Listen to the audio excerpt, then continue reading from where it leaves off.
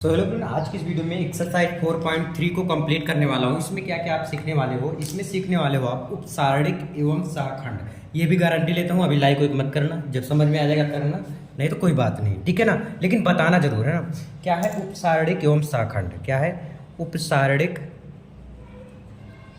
एवं सहखंड एवं सहखंड। नहीं समझ आया, यानी कि उपसारणिक भी ज्ञात करना है और सहखंड भी ज्ञात करना है। ये कैसे ज्ञात होगा, ये क्वेश्चन से ही समझ में आएगा ना मेरे दोस्त। बिना क्वेश्चन के कैसे हो सकता है, बिना क्वेश्चन के कोई काम होता है क्या आज तक, नहीं ना। यहाँ पर क्वेश्चन है फर्स्ट नंबर 2-4 0 3, यह है क्वेश्चन। कैसे होगा ध्यान दीजिएगा, आराम से समझिएगा।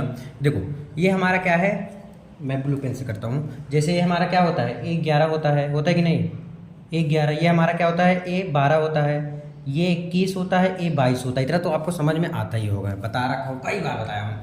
देखो अब हम A11 का उपसारणिक पहले ज्ञात कर लेते हैं।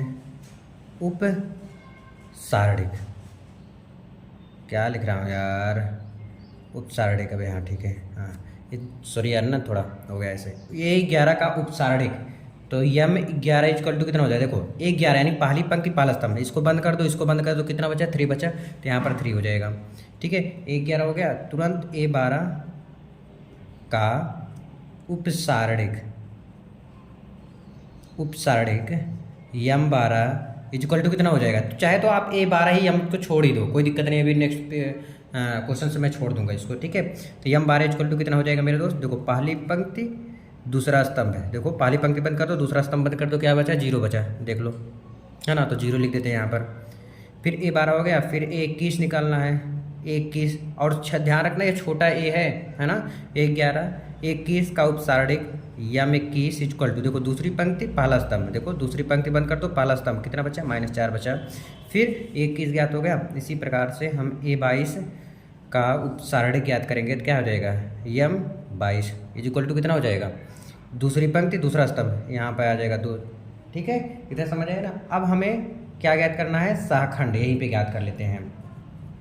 जैसे A11 का सहखंड कैपिटल A11 हो जाएगा, ठीक है। फिर A12 का इसके सामने का सहखंड A12 इक्वल टू, फिर A21 का सहखंड A21 इक्वल टू, A22 का सहखंड A22 इक्वल टू क्या हो जाएगा, देखो A11 पहली पर जो है 3 है, लिख दो। इसको देखेंगे जोड़ेंगे, एक एक कितना है 2। जब भी सम आएगा, सम आता है तो हमारा प्लस चिन्ह रहेगा, अब अगर विषम आता है तो मेरा माइनस चिन्ह होगा। अंतर दोनों में समझ जाइए, जब सम रहेगा तो प्लस होगा, विषम रहेगा तो माइनस होगा, है ना।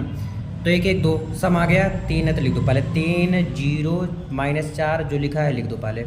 देखो 2 था 2, ये आया इसके सामने, ये आया इसके सामने, ये आया इसके सामने। ध्यान रखो कहाँ कौन सा करेंगे। 11 3 आ गया तो जोड़ेंगे, देखो 1 1 2 सम आया तो सम ही प्लस ही रहेगा, कोई चेंज नहीं। 2 1 3 3 माइनस आया तो -0 से कोई मतलब ही नहीं, चाहे माइनस लिखो चाहे नहीं लिखो, ठीक है। फिर 21 यानी 2 1 3 इसमें भी आया तो 3 में रहेगा क्या हो गया माइनस, तो माइनस माइनस क्या हो जाएगा प्लस हो जाएगा। 2 2 4 आ गया तो इसमें चेंज नहीं होगा। यही मेरा क्या हो गया, आंसर हो गया। सोचो सिर्फ 3 मिनट में आंसर आ गया, और कितना कम क्वेश्चन है। सबसे कम क्वेश्चन मुझे लग रहा है इस एक्सरसाइज में है ना। आप लोग बताना, आप सबके पास ज़्यादा एक्सपीरियंस होगा तो। देखो ये पहला हो गया, पहले का। अब दूसरा पार्ट देख लेते हैं, क्या है ABCD। इसका कैसे निकालेंगे, सेम प्रोसेस है मेरे दोस्त, है ना, सेम प्रोसेस एकदम, कोई चीज़ जल्दबाजी नहीं। देखो सबसे पहले A11 का उपसारणिक, A11 का उपसारणिक, A11 का उपसारणिक क्या हो जाएगा, M11 इक्वल टू, देखो A11 पहली पंक्ति पहला स्तंभ बंद कर दो, क्या बचा D बचा। फिर इसी प्रकार से A12 का उपसारणिक क्या हो जाएगा, M12 इक्वल टू, देखो पहली पंक्ति दूसरा स्तंभ B बचा, लिख दो बस। बड़ा ईजी है मेरे दोस्त। A12 हो गया। 21 का उपसारणिक दूसरी पंक्ति पहला स्तंभ C बचा, लिख दो। A22 का उपसारणिक क्या बचा है, M22 दूसरी पंक्ति दूसरा स्तंभ, देखो दूसरी पंक्ति दूसरा स्तंभ क्या बचा है A, लिख दो। ठीक है, अब हम क्या ज्ञात करेंगे, सहखंड ज्ञात करेंगे। क्या ज्ञात करेंगे, सहखंड। ऐसे कर देंगे, या चिन्ह कोई बना देंगे, ऐसे बना देंगे, कुछ भी बना देना, बगल में लिखेंगे ज़्यादा सही रहेगा। आप नीचे भी लिख सकते हो, कोई दिक्कत नहीं है। देखो अब यहाँ पर क्या हो जाएगा, A11 का सहखंड A11 इक्वल टू, बस देखेंगे पहले ऐसे लिख दो, A12 का सहखंड क्या है, A12 इक्वल टू 21 का सहखंड 21 इक्वल टू, फिर A22 का सहखंड A22 इक्वल टू, देखो इसको जोड़ो, एक एक कितना होता है, 2 आता है, तो यानी पहले इसको लिख दो जो लिखा है, D है, B है, C है, A है। देखो 1 1 जोड़ेंगे प्लस होता है तो कोई चेंजिंग नहीं, 2 1 3 तो विषय में तो माइनस हो जाएगा, 2 1 3 यहाँ माइनस हो जाएगा, 2 2 4 नहीं चेंज होगा। सॉरी दिखा नहीं यार, देख लो फिर से अच्छे से समझ लीजिए इसको, कोई जल्दबाजी नहीं है किसी भी प्रकार के। देखो सहखंड जो होता है मेरे दोस्त, 11 सेम यही चीज़ लिख दिया हो यहीं पे, बस सिर्फ अंतर ये होता है जो ये दोनों जोड़ के यहाँ पे लिखा जाता है। लिखा मतलब 1 1 2 सम आ गया तो नहीं चेंज होगा, अगर 20 सम आ गया तो चेंज होगा, मतलब प्लस है तो माइनस हो जाएगा, अगर माइनस है तो वो प्लस हो जाएगा। ठीक है, यही अंतर है, बस इतना। चलो अब क्वेश्चन नंबर 2 नेक्स्ट पेज में देखते हैं। अभी जैसे आपने ज्ञात किया है सेम भी ये भी उसी तरह लगेगा। ठीक है, आसान है, कुछ भी डिफिकल्ट नहीं होता मेरे दोस्त। तो हम इसको अलग अलग बांट देते हैं। ठीक है, आप इतना ही अगर समझेंगे, जो उपसारणिक होता है, उपसारणिक को हम यम आई जे से प्रदर्शित करते हैं, और जो हमारा सहखंड होता है, सहखंड वो क्या होता है, ए आई जे होता है। क्या होता है, ए आई जे होता है, बस अंतर यही है दोनों में। चलो इधर उपसारणिक याद कर लेते हैं और उधर उपसारणिक। चलो पहले 11, ध्यान से अच्छे से करते हुए चलेंगे, कोई जल्दबाजी नहीं है मुझे, ठीक है ना। तो चलो उपसारणिक यहाँ लिख दो, सहखंड यहाँ भी हो जाएगा। चलो पहले यम 11, पहली पंक्ति पहला स्तंभ, आई जे मतलब पहली पंक्ति पहला स्तंभ, पहली पंक्ति पहला स्तंभ कवर हुआ कितना, 1 0 0 1 बचा। इसको सॉल्व करो, 1 का 1 में करेंगे, 0 का 0 में करेंगे, कितना आ गया मेरे दोस्त, ध्यान दो, ये यम 11 कितना आएगा, लिख दो घम में दे, कितना आ गया, 1 आ गया यम 11। ठीक है, समझ आया, यम 11 कितना आ गया मेरे दोस्त, 1 आ गया। फिर ऐसे ही यम 12, यानी पहली पंक्ति दूसरा स्तंभ, देखो पहली पंक्ति दूसरा स्तंभ क्या है, 0 0 0 1 0 0 0 1, इसका करेंगे तो वही आएगा 0 ही भाई 0 ही आएगा ना, यम 12 आ गया। ऐसे ही यम 13 निकाल लेते हैं, पहली पंक्ति तीसरा स्तंभ, देखो पहली पंक्ति तीसरा स्तंभ, भाई ये सारा 0 0 आ रहा है, मन नहीं कर रहा इसको करने का, ये भी 0 आ गया आपका। ठीक है ना, सारा 0 आएगा और कुछ नहीं आएगा, बस यम 11 ही आएगा, तो सारा 0 आएगा। तो यम 11 उपसारणिक कितना है, 1। अब सहखंड माइनस हो जाएगा, सहखंड क्या कोई चेंज होगा नहीं, सहखंड A11 सिर्फ ज्ञात कर लो बस, A11 1 1 2, ये प्लस रहेगा तो प्लस ही रहेगा, बस कोई चेंज नहीं होगा। तो उम्मीद करता हूँ ये आपको समझ में आ गया होगा, कोई डाउट नहीं होगा। ठीक है, सब 0 0 आ रहा है और सारा 0 ही आएगा, क्योंकि एक ही जगह तो 1 है। अब इसको कॉमन जब ले रहे हो, फिर इसको लोगे 0 होगा, इसको लोगे 0 होगा, कहीं से भी जाओगे तो 0 होगा, तो क्या फ़ायदा इसको लिखने से या करने से। ठीक है, आई होप समझ में ज़रूर आया होगा आपको। दूसरे का दूसरा पार्ट देख लेते हैं, कोई ये नहीं है, चलो अभी समझ में आ जाएगा आपको, नहीं आया अगर तो, वैसे आ गया होगा। 0 5 1 4 -1 2, चलो इसको करते हैं, भन्नते करते हैं, जल्दी से करते हैं, है ना, कोई जल्दबाजी भी उतना नहीं है, लेकिन ठीक है, आपको कमेंट करके बताना है कि आपको समझ में आया है कि नहीं। देखो यहाँ पर क्या लिखेंगे, वही यम 11 पहले लिख लेते हैं, पहली पंक्ति पहला स्तंभ, देखो पहली पंक्ति पहला स्तंभ बंद हुआ, क्या बचा है, 5 -1 1 2, इसको सोल्व करो, 2 पंचे 10, माइनस लगता है यहाँ पर, माइनस ऑलरेडी है तो प्लस हो जाएगा, तो 1 कम 1 10 1 11 आ गया। ठीक है, यम 11 आ गया। इसी प्रकार से यम 12 ज्ञात कर लेते हैं, यानी कि पहली पंक्ति दूसरा स्तंभ, 2 3 6, अरे पहले लिख दो, अच्छा यम 12, देखो पहली पंक्ति दूसरा स्तंभ क्या बचा, 3 -1 0 2, यम 21 दूसरी पंक्ति पहला स्तंभ, दूसरी पंक्ति पहला स्तंभ, देखो दूसरी पंक्ति पहला स्तंभ, 0 4 1 2 0 4 1 2, फिर A22, अरे यम 12 यम 13 तो किए नहीं यार, यम 13 पहले कर लेते, फिर यम 21 करते यार, कोई बात नहीं, यम 13 कर ले रहा हूँ पहले ना। पहली पंक्ति तीसरा स्तंभ, देखो पहली पंक्ति तीसरा स्तंभ क्या, 3 5 0 1 3 5 0 1, इसको सॉल्व कर लो तुरंत। ठीक है, 3 1 कम 3, -5 0 0, तो 3 आ गया, यहाँ से काम खत्म, 2 3 6, यहाँ से हो जाएगा 0, काम खत्म, यहाँ पर भी 6 आ गया। ठीक है, समझ आ रहा है बात, ऐसे करेंगे, है ना। यम 13 हो गया, 22 कर लेते हैं यम, अरे यार ये क्या कर लिया, यम 22 यानी दूसरी पंक्ति दूसरा स्तंभ। देखो दूसरी पंक्ति दूसरा स्तंभ क्या बचा, देखो दूसरी पंक्ति दूसरा स्तंभ 1 4 0 2 1 4 0 2, देखो 2 1 कम 2, इधर तो 0 आ जाएगा, काम खत्म हो जाएगा, 2 ही आएगा यम 22 भी। फिर यम 23 क्या आ जाएगा, दूसरी पंक्ति तीसरा स्तंभ, ध्यान दो दूसरी पंक्ति, ध्यान दो दूसरी पंक्ति तीसरा स्तंभ 1 0 0 1 1 0 0 1 ये आएगा, ठीक है। फिर 1 1 कम 1 और फिर 0 आ जाएगा तो 1 आ जाएगा यहाँ से, तो गजब आ रहा है यार। यम 23 यम 31 याद कर लेते हैं, यानी तीसरी पंक्ति पहला स्तंभ, देख लो तीसरी पंक्ति पहला स्तंभ, तीसरी पंक्ति पहला स्तंभ 0 4 5 -1 0 4 5 -1, इसका करेंगे 0 और यहाँ माइनस लिखते हैं। फिर देखो 0 माइनस 5 चौके 20 5 चौक 20, ठीक है। तो ये कितना आ गया, -20 आ गया। यम 32 यानी तीसरी पंक्ति दूसरा स्तंभ, तीसरी पंक्ति दूसरा स्तंभ क्या बचा, 1 4 3 -1 1 4 3 -1। फिर यम 33 भी कर लो, ठीक है। तीसरी पंक्ति तीसरा स्तंभ, देखो तीसरी पंक्ति तीसरा स्तंभ 1 0 3 5 1 0 3 5, सॉल्व करो 5 1 कम 5, इसका करेंगे 0 में 0 तो हो जाएगा, इसका देखो इसका इसमें करेंगे तो -1 -3 लगता है 4 3 12, ठीक है। 12 में 1 जोड़ेंगे तो 13 हो जाएगा, -13 हो जाएगा क्योंकि माइनस वाला अंक बड़ा है। अब देखो ये आपने क्या ज्ञात किया, उपसारणी ज्ञात किया। अब यहाँ से आपको एक टिक लगा देना है, अब फिर लिख देना है शाखंड। शाखंड क्या करते हैं भाई यार, बड़ा ईजी है, सामने सामने लिखना, जैसे A11 A12 A13 A13 के बाद 21, यम 21 नहीं ज्ञात किया गया यार मैं, ये 22 हो गया डायरेक्ट ना।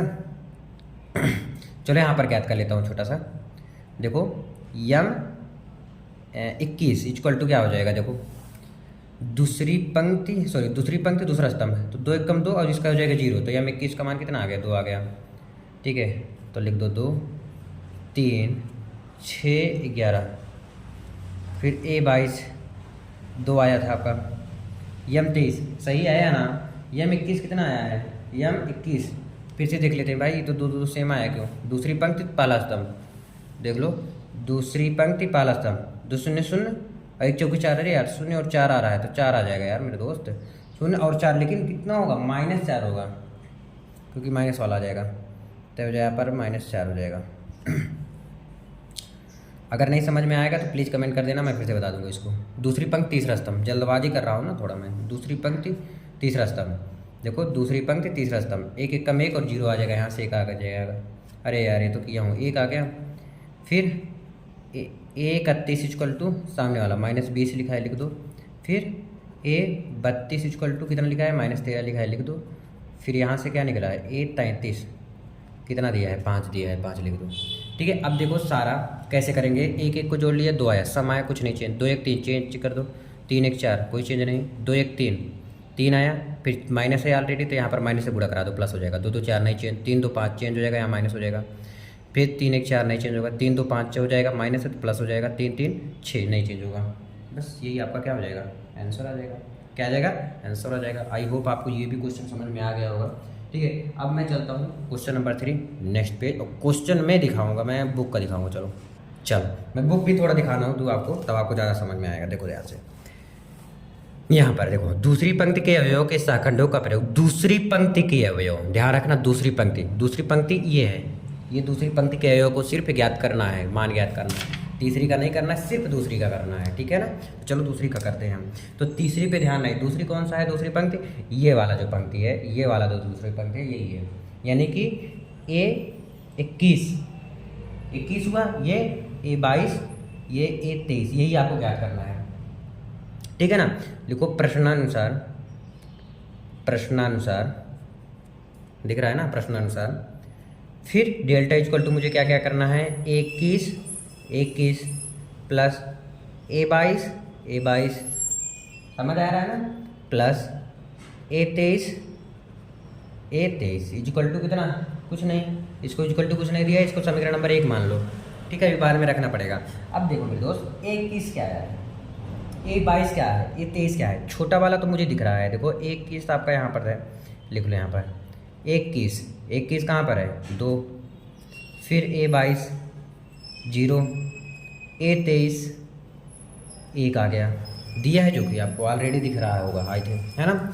अब देखो मेरे दोस्त अच्छे से समझना इसको, यहाँ पे अब निकालेंगे बड़ा वाला, ये कैसे निकलता है, दूसरी 21 निकालना है, कितना 21, यानी दूसरी पंक्ति पहला स्तंभ क्या है 3 8 2 3, 3 8 2 3, 21 निकालना है, A22 निकालना है, चलो 22, दूसरी पंक्ति दूसरा स्तंभ, दूसरी पंक्ति दूसरा स्तंभ 5 8 1 3, 5 8 1 3, A23 निकाल लो, दूसरी पंक्ति तीसरा स्तंभ, देखो दूसरी पंक्ति तीसरा स्तंभ 5 3 1 2, 5 3 1 2, देखो 3 त्रिका 9 माइनस 8 दूनी 16, ठीक है, 5 3 15, 8 एकम 8, 5 दूनी 10, 3 एकम 3, 10 में से 3 गए 7 3 10 होता है, 7 आ जाएगा, 8 2 10 5 15, यानी 5 2 7 आ गया, 9 1 10 6 16, यहाँ से भी 7 आ गया, लेकिन माइनस वाला बड़ा है तो माइनस लग जाएगा। अब देखो 2 1 3 जोड़ेंगे तो 3 आया, तो माइनस चेंज हो जाएगा, ये प्लस हो जाएगा, 2 2 4 नहीं चेंज होगा, 3 2 5 चेंज हो जाएगा, माइनस 7 हो जाएगा, समझ आया। अब यही माइनस से ध्यान रखना, समीकरण 1 से लिखो, समीकरण 1 से दिख रहा है क्या, नहीं दिख रहा, देखो अब समीकरण 1 से, समीकरण 1 क्या है आपका, ध्यान रखो, 21 का मान कितना आया 2, छोटा वाला 2 आया, A21 बड़े वाले का कितना आया 7 आया, कुछ नहीं है तो मतलब गुणे का चिन्ह है, प्लस प्लस है 21 सॉरी A22 का मान आया 0, फिर गुणे A बड़े वाले 22 का मान कितना आया 7 आ गया, कितना आ गया 7 आ गया, समझ आ रहा है ना। प्लस लिखो A23 छोटे वाले का 1 गुणे A23 छोटे वाले का कितना है -7 है, चलो कर लेते हैं, 7 दूनी 14, इसका करेंगे 0 हो जाएगा, प्लस 0, देखो ये प्लस और माइनस हो जाएगा -7, और 14 में से 7 गए 7 7 14 होता, तो डेल्टा का मान कितना आ गया मेरे दोस्त 7 आ गया, कितना आ गया 7 आ गया। आई होप ये वाला क्वेश्चन समझ में आया होगा, तीसरा वाला समझ आ गया ना। अब क्वेश्चन नंबर 4 नेक्स्ट पेज में करते हैं, चलो देखो क्वेश्चन नंबर 4 का रहा है तीसरा स्तंभ, है ना, क्या तीसरा स्तंभ, यानी ये पहला स्तंभ दूसरा स्तंभ तीसरा स्तंभ, यानी ये वाला आपको याद करना है, ठीक है ना। यानी कि क्या क्या याद करना है, लिख लो, ये क्या होता है A11 होता है, A12 पहली पंक्ति दूसरा स्तंभ, A13 होता है, ये ऐसे ये A23 होता है, ये A33 होता है, लास्ट में 3 होगा, ठीक है ना। ये चीज़ हमें याद करना है, प्रश्नानुसार लिख सकते हो आप, प्रश्नानुसार प्रश्न में क्या बोला है कि डेल्टा इक्वल टू क्या होना चाहिए, A13 capital A13 plus A23 capital A23 plus A छोटा वाला पाला A33 के आगे पीछे लिखने से कोई दिक्कत नहीं होगा, लिख सकते हो 33, ठीक है, ये छोटा वाला है, ये बड़ा वाला ये है। अब इसको हम समीकरण नंबर 1 मान सकते हैं, ठीक है। अब एक एक चीज़ चलो याद करते हैं, A13 कैसे ज्ञात होगा, यानी पहली पंक्ति तीसरा स्तंभ, देखो पहली पंक्ति तीसरा स्तंभ क्या है 1 y 1 z 1 y 1 z, ठीक है। अब ध्यान दीजिएगा, इसका इसमें हो जाएगा तो क्या हो जाएगा z, इसका इसमें हो जाएगा -y हो जाएगा, z -y आ गया, ठीक है। A13 का फिर A23 याद करना है, दूसरी पंक्ति तीसरा स्तंभ, देखो दूसरी पंक्ति तीसरा स्तंभ 1 x 1 y 1 z 1 x 1 z, ठीक है। इसका इसमें हो जाएगा z, -x का इसमें हो जाएगा x हो जाएगा। फिर A33 करना है ज्ञात, यानी तीसरी पंक्ति तीसरा स्तंभ, ध्यान दो इधर A33 में ध्यान दो, तीसरी पंक्ति तीसरा स्तंभ 1 x 1 y 1 x 1 y, y का इसमें हो जाएगा y, इसमें माइनस हो जाता है, फिर x का इसमें करेंगे x हो जाएगा, इतना समझ आ गया खूब अच्छे से, ठीक है। अब देखो छोटा वाला भी पता रहना चाहिए ना मेरे दोस्त, A23 छोटा वाला क्या होता है, दिया गया है सामने, A13 दिया है y z है, A23 दिया है z x, A24 दिया है x y, दिया है कि नहीं आपके सामने है, जो कि दिया है ना मेरे दोस्त। अब इसी वैल्यू को हम इसमें रख देते हैं, ध्यान से देखते हुए चलो, डेल्टा इज इक्वल टू ए तेरह छोटे वाले का क्या है वाई जेड आया है, फिर ए तेरह बड़े वाले का जेड माइनस वाई आया है, ठीक है, प्लस चिन्ह लगा के। ए तेईस क्या है पहले छोटा वाला जेड एक्स, फिर बड़ा वाला रखते जेड माइनस एक्स, प्लस लगा के फिर ए तैंतीस का छोटा वाला एक्स वाई, फिर बड़ा वाला है वाई माइनस एक्स आया है। इतना आ गया समझ में।